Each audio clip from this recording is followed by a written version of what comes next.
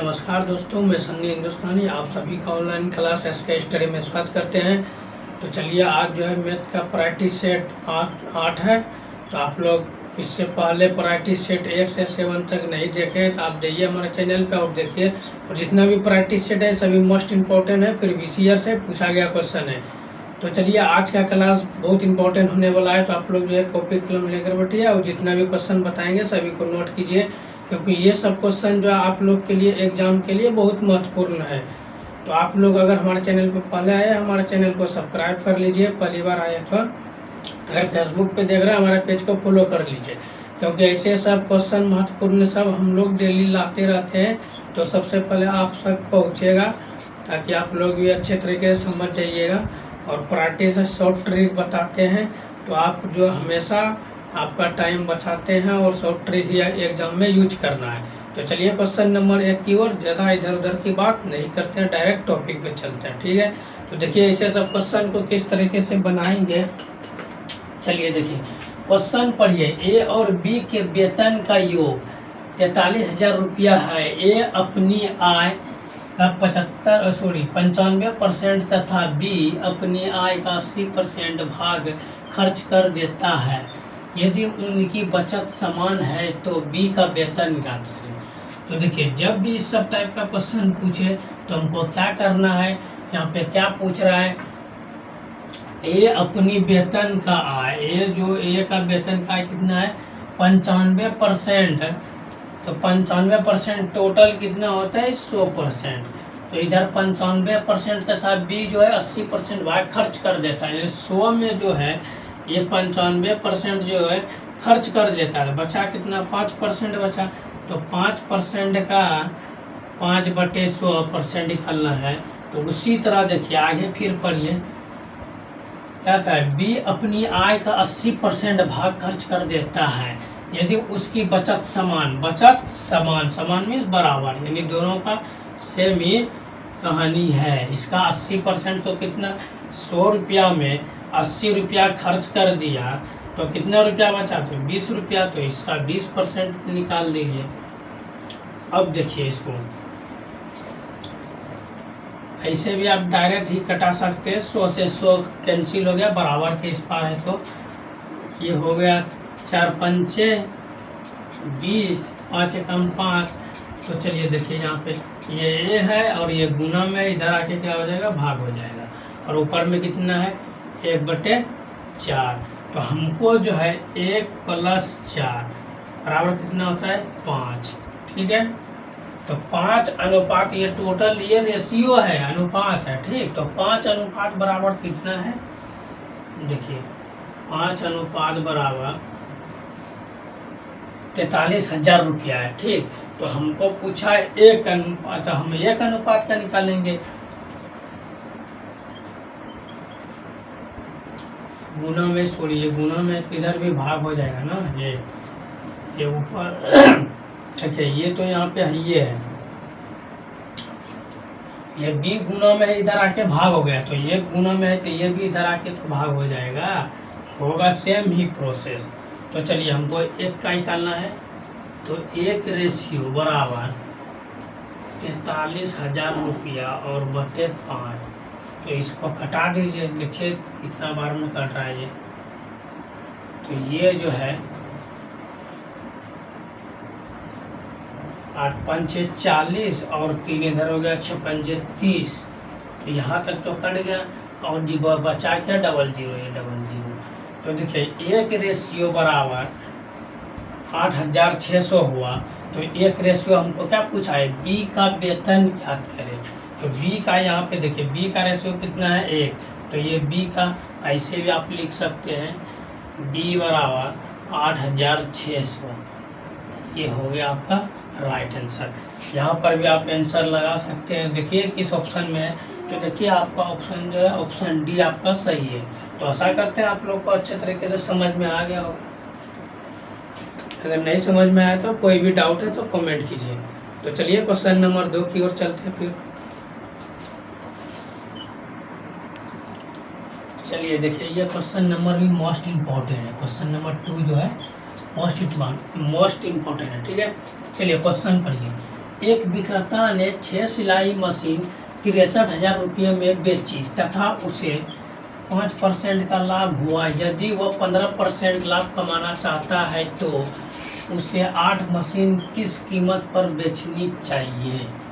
तो जब भी इस सब टाइप का क्वेश्चन पूछे तो आपको क्या करना है, सबसे पहले यहाँ पे देखिए वो 6 सिलाई मशीन का दाम कितना बता रहे हैं, 63,000 बेची तथा उसे 5% की लाभ, टोटल परसेंट कितना होता है, तो टोटल परसेंट 100 होता है। ठीक है, तो परसेंट की बात करें, रेशियो की, प्रॉफिट एंड लॉस, ये जो परसेंट है, परसेंट की जब बात करें तो जब भी परसेंट की बात करें तो 100 में उतना जोड़ना है, और जब माइनस की छूट या घटाने के बाद बोले हानि की बात तो माइनस करना। ठीक है, तो यहाँ क्या करा, 15% का लाभ हुआ, यानी 100 में 5%, सॉरी 100 में 5% का लाभ हुआ, तो टोटल परसेंट कितना हो गया, 105% हो गया। ठीक है, 105%, यहाँ पे देखिए ध्यान से 105%। अब 105% बराबर कितना है, 63,000।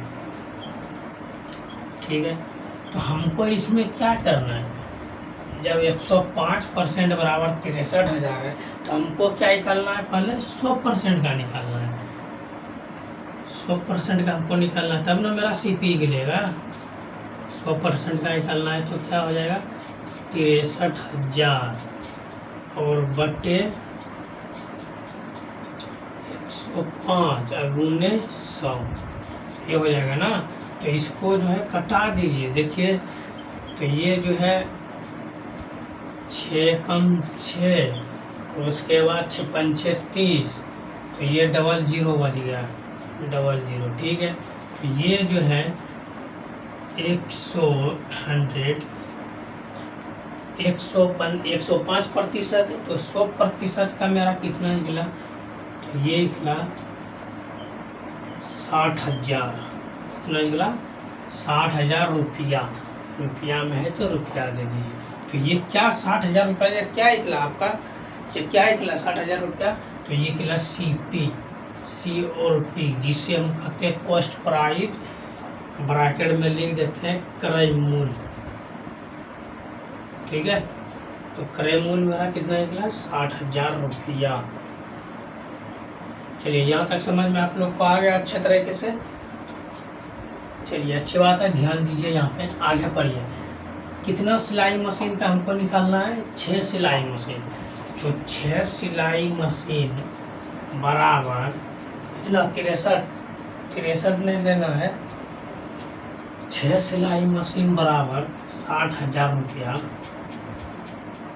ठीक है, तो हमको एक सिलाई मशीन का दाम निकालना है, तो एक सिलाई मशीन का दाम कितना हो जाएगा, ये 60,000 है और बटे 6, तो ये एक सिलाई मशीन का दाम 6 कम 6, और ये 1 2 3 4 0, तो एक सिलाई मशीन का दाम कितना हो गया, एक सिलाई मशीन का दाम 10,000 रुपया। कितना हो गया, 10,000 रुपया, क्योंकि यहाँ पे देखिए यहाँ पे किस तरीके से कटाया, 6 कम 6, 10,000 रुपया हो गया। अब देखिए पूछा क्या गया, आगे देखिए, आगे की प्रक्रिया देखिए, तो पूछा क्या गया। अब फिर देखिए यहाँ पे 15% लाभ कमाना, कितना परसेंट, कितना लाभ कमाना चाह रहा है, 15%। तो चलिए देखिए 15% ये लाभ कमाना चाह रहा है, तो करना क्या है, तो पहले जो है ये जो है एक सिलाई मशीन का दाम इतना है, तो हमको 15% लाभ कमाना है और 6 सिलाई मशीन का दाम निकालना है। तो चलिए देखिए 10,000 गुने तो 15%, तो 115 और बटे 10। तो देखिए इसको कटाइए, 2 0 2 0 कैंसिल, और ये जो हो गया 15% बराबर भी दे सकते हैं, कोई बात नहीं, 15%, तो ये कितना हो गया 115, और यहाँ पे कितना 00, तो ये हो गया परसेंट। 15% का 11,500 रुपया। ठीक, 15% का 11,500 रुपया होगा। तो हमको पूछा क्या गया है, ये 8 सिलाई मशीन, यहाँ पे देखिए 8 सिलाई मशीनों किस कीमत पर बेचनी चाहिए। तो 8 सिलाई मशीन का दाम निकालना है। तो हमको 15% हम लाभ कमाना चाहते हैं। तो हमको जब हम 15% लाभ कमाना चाहते हैं तो 11,500 रुपया हुआ। ठीक है, अब 8 मशीन की कीमत निकालना है। तो हमको क्या पूछा, 8 मशीन की कीमत।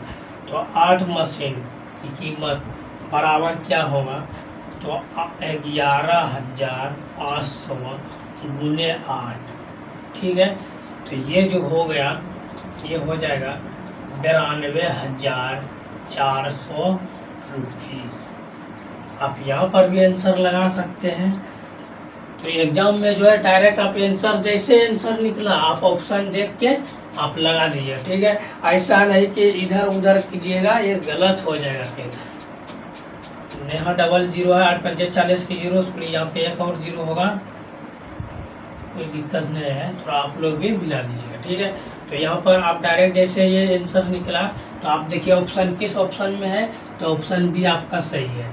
तो जब भी सब टाइप का क्वेश्चन पूछिए तो इसी शॉर्ट ट्रिक के साथ आप लोग जो है डेली प्रैक्टिस सेट कीजिएगा ना, डेली प्रैक्टिस सेट लगाइएगा तो आप लोग ऐसा सब सवाल आसान लगने लगेगा। अभी थोड़ा बहुत भारी लग रहा होगा तो डेली लगाइए प्रैक्टिस सेट और डेली जुड़िए और मन लगा के पढ़िए। और आप जो है यहाँ पे डायरेक्ट 8 सिलाई मशीन का दाम इतना ही निकल गया, आप आंसर लगा सकते हैं या ऐसे भी लिख सकते हैं 8 मशीनों की कीमत 92,000 रुपया। कितना? 92,000 रुपया। ये इससे भी लिख सकते हैं, लेकिन इस तरह लिखने का कोई ज़रूरी नहीं है। यहाँ तक ही आप आंसर लगा के छोड़ दीजिए, क्योंकि वहाँ पे आपको ऑफलाइन एग्जाम नहीं होता, ऑनलाइन एग्जाम होता है। तो उसमें 4 ऑप्शन दिया हुआ रहेगा और आपको रफ पेज दिया जाएगा, तो उसमें थोड़ा रफ करके और आप जो है जो आपका सटीक आंसर आए ऑप्शन लगा के नेक्स्ट कर सकते हैं, कोई दिक्कत नहीं उसमें। तो आशा करते हैं आप लोग को समझ में आ गया होगा। अगर नहीं समझ में आया तो कमेंट कर सकते हैं। चलिए क्वेश्चन नंबर 3 की ओर।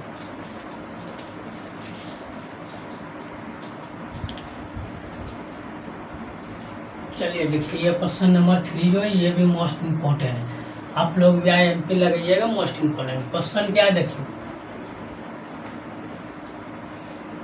एक दुकानदार एक वस्तु को उसके अंकित मूल्य पर 10% की छूट पर बेचकर 17% लाभ अर्जित करता है। यदि इसका क्रय मूल्य 480 रुपया है तो वस्तु का अंकित मूल्य ज्ञात करें। तो जब भी सब टाइप का क्वेश्चन पूछेगा तो इसका जो है देखिए, जब भी सब टाइप का क्वेश्चन अगर अंकित मूल्य पूछे और क्रय मूल्य दिया हुआ रहेगा या क्रय मूल्य नहीं रहेगा, क्रय मूल्य निकालने पूछेगा या अंकित मूल्य दिया हुआ रहेगा, तो इसका एक फार्मूला होता है। देखिए क्या पूछा, अंकित मूल्य पर 10% की छूट, तो कितना बचा 90। ठीक है, उसके बाद क्या 17% की लाभ, तो 117। इसका 2 फैक्टर बनाना है, तो ये 90/117 और 117/90। तो किस परिस्थिति में कौन सा लेना है वही बता देते हैं। ये 2 फैक्टर लेना है। तो इसको जब भी एमपी मार्केट प्राइस, इसको बोलते हैं अंकित मूल्य, एमपी अंकित मूल्य। ठीक है, और इसको कब लेना है, ये हुआ सीपी। जब सीपी निकालने पूछेगा तब इसको लेना है क्रय मूल्य। जब सीपी निकालने पूछे तब ये वाला लेना है, और जब यहाँ पे जैसे अंकित मूल्य है ना, वस्तु का अंकित मूल्य है, तो यहाँ पे लिखेगा वस्तु का क्रय मूल्य है, तब ये वाला लेना है। ठीक है, क्योंकि क्रय मूल्य हमेशा कम होता है और एमपी मार्केट प्राइस जो है हमेशा ज़्यादा होता है। मान के चलिए हम 10 रुपया में खरीदें तो मार्केट प्राइस 10 रुपये में देंगे नहीं, उसको 15 रुपया 1 रुपया बढ़ा के या 2 रुपया 11 में बेच सकते हैं, 12 15 20 जितना भी चाहे उससे बढ़ा के बेचते हैं। तो ये हुआ मार्केट प्राइस। तो देखिए हमको क्या पूछा है, क्रय मूल्य निकाले। तो मेरा सीपी कितना है, सीपी दिया हुआ कितना 480। तो हमको पूछा क्या गया एमपी निकालने, तो तो MP बराबर CP और गुना क्या निकालना है MP, तो 117 और बटे 90। देखिए 0 से 0 कैंसिल, 9 में देखिए ये आता है 48, तो हमको उम्मीद लगता है कि नहीं आता हो, तो ऐसे ही कटा दीजिए। ये इससे ये तो कटने वाला नहीं है, ठीक, ऐसे कट जाएगा। 13 17 से 117 यहाँ से कट जाएगा, ये नहीं कटेगा। अब डायरेक्ट आंसर देखिए MP 68 78 की 8 नहीं 48 और 13, तो ऐसे आप गुना कर सकते हैं डायरेक्ट। 13 को 8 बार पढ़िए, 13 26 13 13 52 13 65 13 78 13 7 91 13 8 74 से 13 8 चलो 13 को 8 बार पढ़ेगा तो 104 आएगा। 13 17 से, तो 13 8 74 से 4 लिख दिए, बाकी इधर कितना बचा 10, और 13 13 13 26 13 13 52 13 13 13 26 13 39 13 52 हो गया इधर, और 10 कितना हो गया तो 62 हो गया। तो ये हो गया 224, तो इसको डायरेक्ट लिख सकते हैं 624 रुपया मार्केट प्राइस, ठीक है। तो ये जो है गुना किया आप लोग को समझाने के लिए। आप डायरेक्ट भी ऐसे इसको ये सब करने का जरूरत नहीं, डायरेक्ट यहाँ से गुना कर सकते हैं।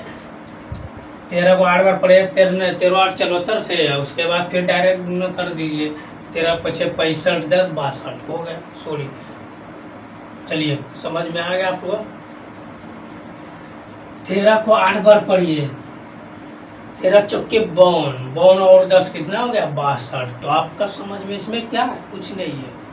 तो गुना तो आप लोग को समझाने के लिए, आप डायरेक्ट ऐसा नहीं कीजिएगा, डायरेक्ट गुना करके आपका जो आंसर आएगा देखिए किस ऑप्शन में है। तो आपका ऑप्शन बी जो है सही है, क्योंकि 624 ऑप्शन बी में है। तो ऐसा करते हैं आप लोग को समझ में आ गया होगा, बिल्कुल अच्छे तरीके से समझ में आ गया होगा।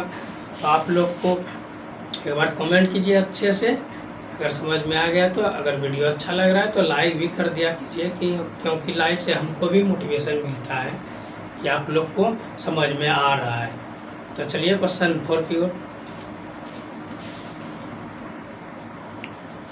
चलिए। देखिए ये भी most important question number 4 most important है, और ये पूछा गया क्वेश्चन है प्रीवियस ईयर से। क्वेश्चन क्या है पढ़िए।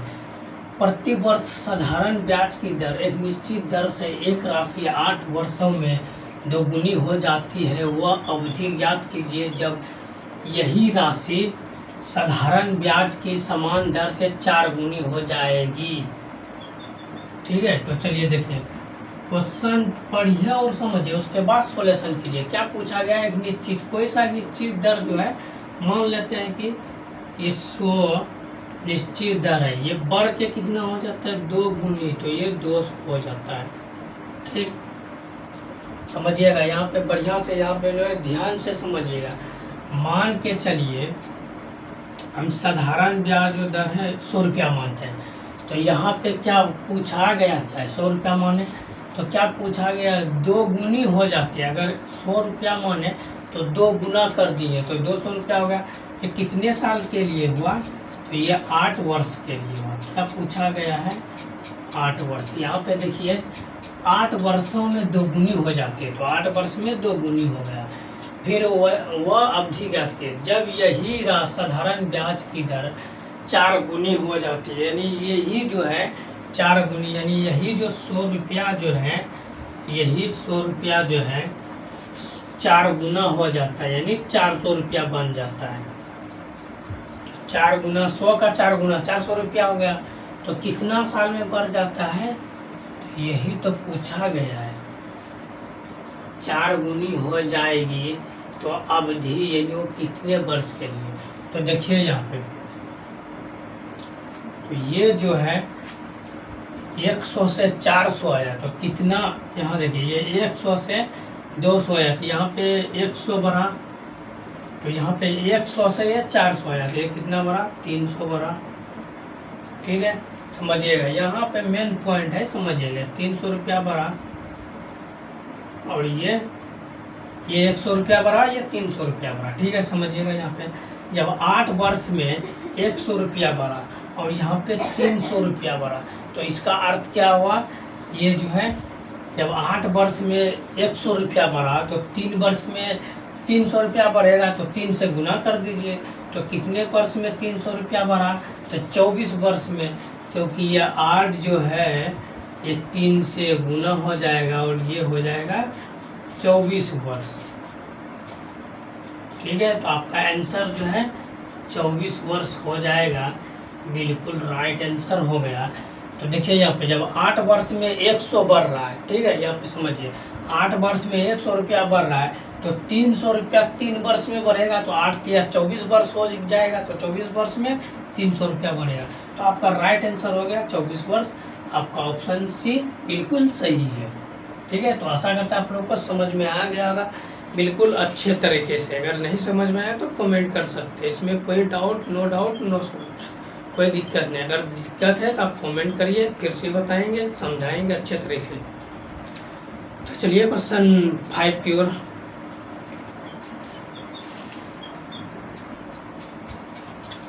चलिए देखिए क्वेश्चन नंबर 5 जो है ये भी मोस्ट इम्पोर्टेंट है, और ऐसे सब सवाल जो है हम कराए हैं चैप्टर बाय चैप्टर जो क्लास करा रहे हैं, ये सब सवाल चक्रवृद्धि, कंपाउंड इंटरेस्ट, ये सब में कराए, ठीक है।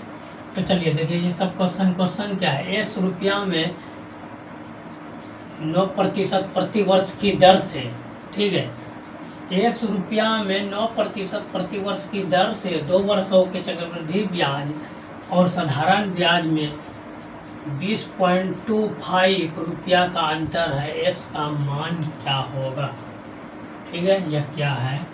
चलिए तो देखिए ऐसे सब क्वेश्चन को क्या कीजिएगा, जब यहाँ पे अंतर पूछा गया, ये है चक्रवृद्धि ब्याज और साधारण ब्याज का जब अंतर पूछे तो डिफरेंट बराबर एक फार्मूला होता है, डी बराबर। तो डी बराबर एक फार्मूला होता है, क्या होता है, PR² बटे 100 का स्क्वायर, ये फार्मूला होता है। तो चलिए इसी फार्मूले पे बैठाइए, डी से क्या होगा, डिफरेंट अंतर कितना है 20.25, और पी क्या है परसेंटेज कितना x और गुना r कितना दिया है 9, तो ये 9 का स्क्वायर डायरेक्ट भी हम 81 लिख सकते हैं, 9 9 81, तो 9 का स्क्वायर 81, और बटे नीचे जो है 4 0, क्योंकि ये 100 का स्क्वायर तो 2 0 और 2 जोड़ दीजिए, कोई दिक्कत नहीं है। तो चलिए यहाँ पे कितना हो जाएगा 2, तो 2 0 से 2 0 कैंसिल, x बराबर x का वैल्यू, इसको छोटी x ऐसे मान लेते हैं ताकि डिफरेंट हो जाए, ठीक है। तो चलिए देखिए x बराबर ला लिए, ये जो है ये गुना भाग में इधर आके गुना होते हैं, क्रॉस मल्टीप्लाई कर दीजिए, ये इधर से गुना और ये इधर से, तो ये गुना है नीचे भाग चला जाएगा, तो ये हो गया 20 2025, और ये 00 दे दीजिए, और ये 81 जो है नीचे लिख दीजिए। अब इसको देखिए कटाइए किस तरीके से कटेगा, ये जो है ये कटेगा,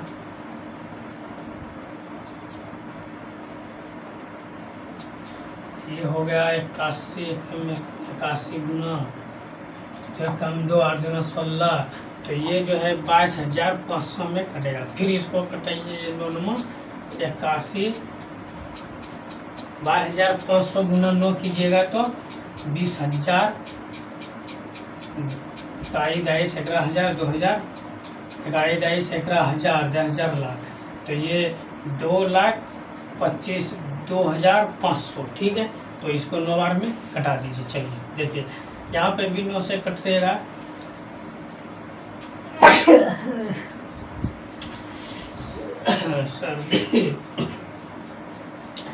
तो चलिए ये देखिए, ये जो है 9 दूना 18 की 8, और इधर 8 2 10 2 12, और 25 9 5 45, 00 है तो 00, तो ये आपका x का वैल्यू निकल गया, ठीक। तो x बराबर कितना हो गया 2500, 2500 रुपया।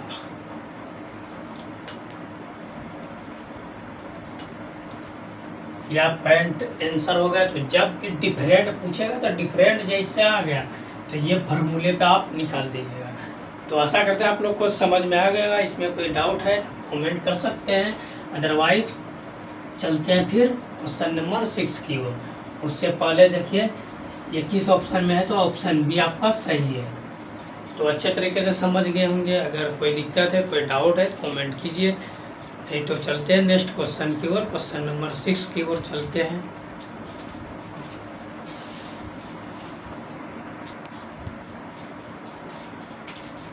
चलिए देखिए ये क्वेश्चन नंबर 6 जो है ये ऑलमोस्ट इम्पोर्टेंट है, ठीक है। ये प्रीवियस ईयर से और पूछा गया क्वेश्चन है। ये बहुत एग्जाम में पूछा गया था, SSC GD 2024 में भी पूछा गया था। ये टाइम एंड वर्क का क्वेश्चन है। क्वेश्चन क्या देखिए, 30 पुरुष प्रतिदिन 8 घंटे कार्य करके 16 दिन में एक तालाब खोद सकते हैं। 32 पुरुष प्रतिदिन कितने घंटे कार्य करके, कितने घंटे कार्य नहीं लिए, कितने घंटे करके 20 दिनों में 2 समान तालाब खोद सकते हैं। देखिए 1 मिनट देखते हैं क्वेश्चन। चलिए देखिए ये क्वेश्चन नंबर जो 6 है ये मोस्ट इम्पोर्टेंट है, तो आप लोग भी इसमें IMP लगाइएगा, ठीक है। तो देखिए क्वेश्चन क्या है, टाइम एंड वर्क का क्वेश्चन है और प्रीवियस ईयर से पूछा गया क्वेश्चन है।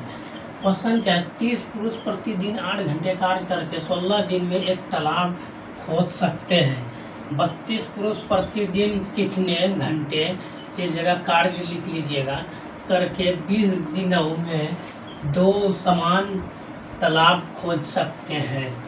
तो इसका एक फार्मूला होता है। आप लोग अगर टाइम एंड वर्क का चैप्टर नहीं पढ़े हैं तो जाके पढ़िए, हमारे चैनल पे बिल्कुल बेसिक तरीके से बताए हैं। तो चलिए देखिए इसका एक फार्मूला होता है M1 D1 T1 और बटे W1। उसी तरह होता है M2 D2 T2 बटे W2, ठीक है। चलिए इसी फार्मूले पे लगाइए, आपका सॉल्यूशन 100% हो जाएगा। तो देखिए M2 क्या है, कितना M से पुरुष, कितना पुरुष है 30, कितने दिन के लिए कार्य कर रहा है 16 दिन के लिए, कितने घंटे तो 8 घंटे, कितना काम कर रहा है तो एक ही तालाब ना खोद रहा है।